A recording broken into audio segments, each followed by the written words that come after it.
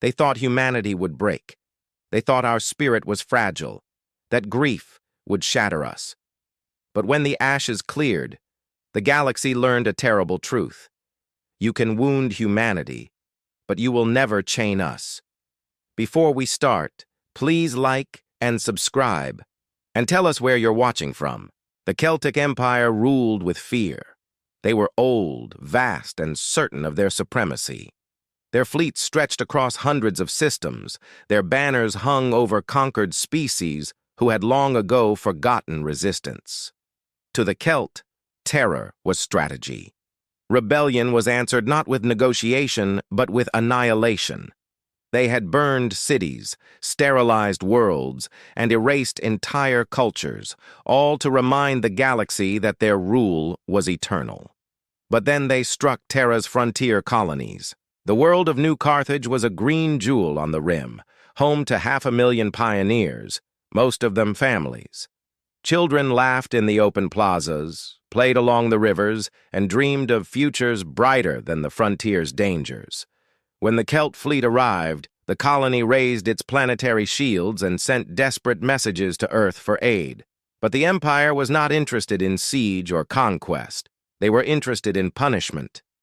The Celt accused humanity of insubordination, of refusing tribute, of rising too fast. Their leader, High Strategos Vedan, wanted to send a message. He ordered a strike. The sky above New Carthage turned to fire. Orbital bombardment rained down like the wrath of gods. In hours, the world was ash. Forests vaporized, oceans boiled, cities became smoking craters. When it ended, the censors counted the dead. 1.2 million souls, nearly 800,000 of them children. The transmission reached Earth within hours. It showed nothing but silence, ash, and broken cities. The last desperate cry from a mother shielding her child beneath collapsing rubble echoed through the recording. Then, nothing. The council chamber on Earth fell into stillness as the footage ended. Generals, diplomats, scientists, and leaders sat frozen, unable to breathe. At the center stood High Admiral Elias Stone, a man who had seen more battles than any soldier alive. His hair was iron gray, his voice deep but steady. He looked around the room, his gaze unflinching. "They thought this would break us," he said softly. "They don't understand." His hand closed into a fist. "This isn't the end of humanity. This is the end of them." The mobilization was unlike anything the galaxy had ever seen. Every human colony sent ships, men, and resources. Factories roared to life, not for profit but for vengeance. Civilian vessels were retrofitted with armor and weapons. Orbital stations became fortresses. Colonists who had never held rifles volunteered in droves. There were no deserters, no debates, no hesitation. Across every city, every outpost, and every home, 3 words became a vow: never again. Parents wept over the names of their children, and then they enlisted. Engineers engraved the phrase into warship hulls. Marines painted it across their armor. Farmers carved it into the handles of makeshift weapons. Never again would humanity stand by while their children burned. The Celt dismissed the mobilization at first. "They are grief-stricken," Vedan scoffed. "They will lash out, but they will fade." But then the first fleets struck. Human ships didn't fight like others. They didn't retreat when outnumbered. They didn't hold formation when pinned. They fought like predators, sudden, brutal, and merciless. At Idaris, a small human task force of only 12 ships ambushed a Celt convoy of 40. They tore it apart, then broadcast the names of the lost children over the comms as the Celt ships burned.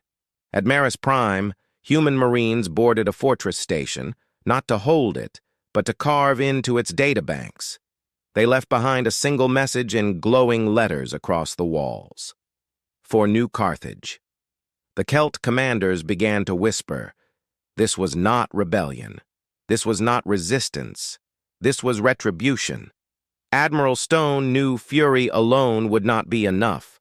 Humanity could not simply fight battles. They had to send a message the galaxy would never forget.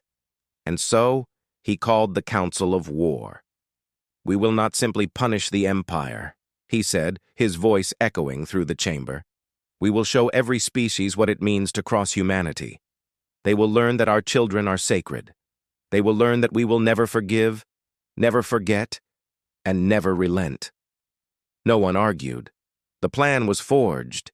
Humanity would strike not just at the Celt fleets, but at their very heart, their core worlds, their home systems, their centers of power. Not conquest, not occupation, but demonstration. The kind of demonstration written in fire across the sky. The campaign began with the siege of Torvak. The Celt fortress world was a citadel, ringed with orbital platforms and a fleet 3 times larger than the human attackers. Humanity did not hesitate. The battle raged for days, fleets colliding in brutal close-quarters combat. Human destroyers rammed Celt cruisers to open holes in their formations. Pilots flew suicide runs into enemy bridges. Marines teleported aboard flagships, detonating reactor cores from within. When the fortress finally fell, humanity broadcast a single image to the galaxy, the burning Celt banners being torn down and replaced with the phrase, "Never again." The galaxy trembled. For centuries, the Celt had ruled unchallenged. Their word had been law, their terror absolute. No species had ever dared defy them. Now, they were bleeding. Now, they were afraid. Inside the Celt Council chamber, panic spread. Advisors argued, generals shouted, but none could explain what they faced. "They do not fight for survival," one commander hissed. "They fight for vengeance." Another slammed his claws on the table. "We killed their young. We killed hundreds of thousands of their young, and now we face the fury of a species that will not stop." Vedan, for the first time, wavered.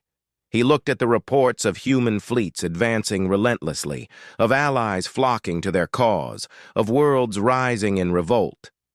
"They cannot win," he insisted, though his voice lacked conviction. "They are too few." But even he began to see the truth. The final campaign came at Vedan's homeworld itself. The human fleet arrived in silence, their ships painted with the names of New Carthage's dead. As they entered orbit, Admiral Stone broadcast one message across every channel. "This is not conquest. This is not tyranny. This is justice. You murdered our children. Today you learn what that costs." The battle that followed was not a battle at all. It was an execution. Human fleets moved with precision and fury, cutting down defenses, burning through lines. Celt soldiers who had never known fear fled before the onslaught. When it ended, the Celt capital lay in ruins. But humanity did not exterminate them. Instead, Admiral Stone ordered a beacon erected in the ashes. A monument taller than any tower, etched with the names of the children of New Carthage. At its base, in letters so large they could be read from orbit, was carved humanity's declaration, "Never again." The galaxy never forgot. For generations, the story was told and retold. The day the humans rose not just for themselves, but for their children. The day they warned the galaxy that some lines, once crossed, would unleash wrath like nothing else in existence. Empires that once mocked humanity now treated them with reverence and fear. No one dared touch their colonies, their people, their young. Because the lesson was carved into history itself. If you strike humanity's children, humanity will burn your empire to the ground.